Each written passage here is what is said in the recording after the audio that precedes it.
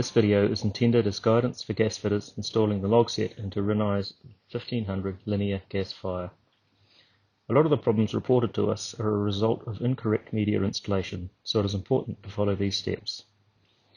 This demonstration has been done using a single-sided fire, but the process for the double-sided fire is the same as long as the media is installed from the front of the fire with the pilot to the back of the burner. Before starting the installation, carefully unpack the entire log set. Inspect each part for damage and lay them out as shown in the installation guide. Use the guide and the one-page sheet fixed to the fire for further guidance. There are 6 log location points along the burner and burner surrounds. For this fire, the 3 location tabs in the burner surrounds need to be folded up before proceeding any further.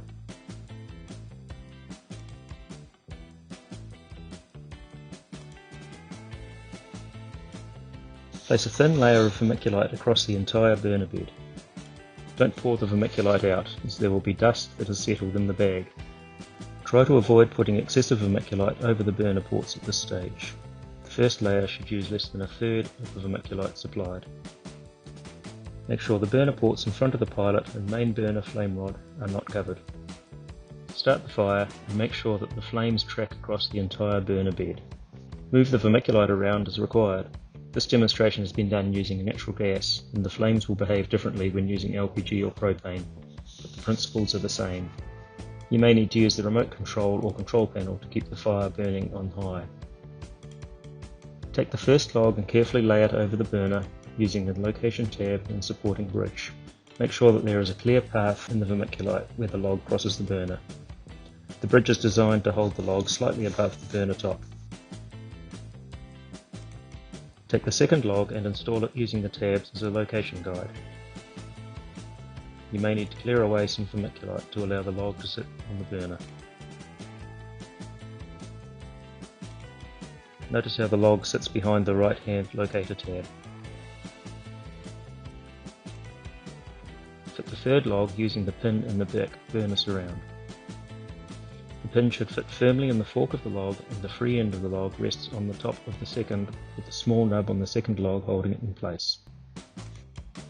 The fourth log is fitted in front of the right hand log locating tab and rests on the third log above the locating pin. Notice that with all the logs, the charred section is facing downwards. The location of the last log and the following twigs is not as restricted as the first 3 logs and may need to be adjusted in later steps. Continue fitting the 3 smaller twigs using the installation sheet as a guide.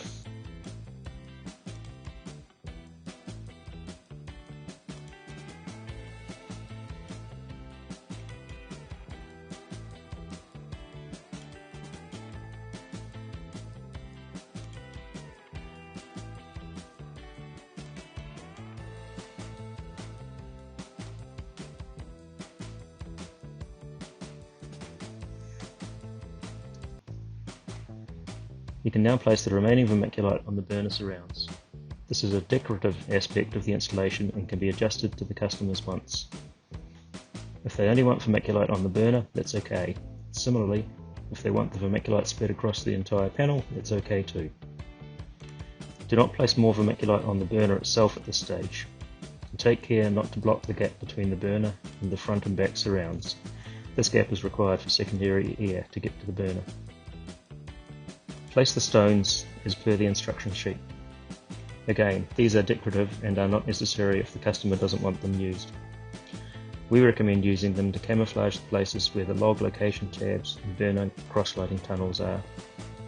Take care not to directly block any of the burner ports. If you are setting up a double-sided fire, make sure it looks good from both sides. Light the fire and make sure that the burners fully light and cross-light to the outer burners. Force the fire into high burner mode using either the remote control or the front control panel. Adjust the stones and vermiculite as required. Adjust the twigs so that they are not over the top of any of the long flames. This is especially important with LPG or propane fires, as too much impingement can cause excessive soot. The aim is to avoid long streaky yellow flames. Don't worry if the flames look a bit flat at this stage. The next step is to add the wire wool, and this will help with the look. It is important to note that the flames will stand up a bit straighter when the glass front goes back on.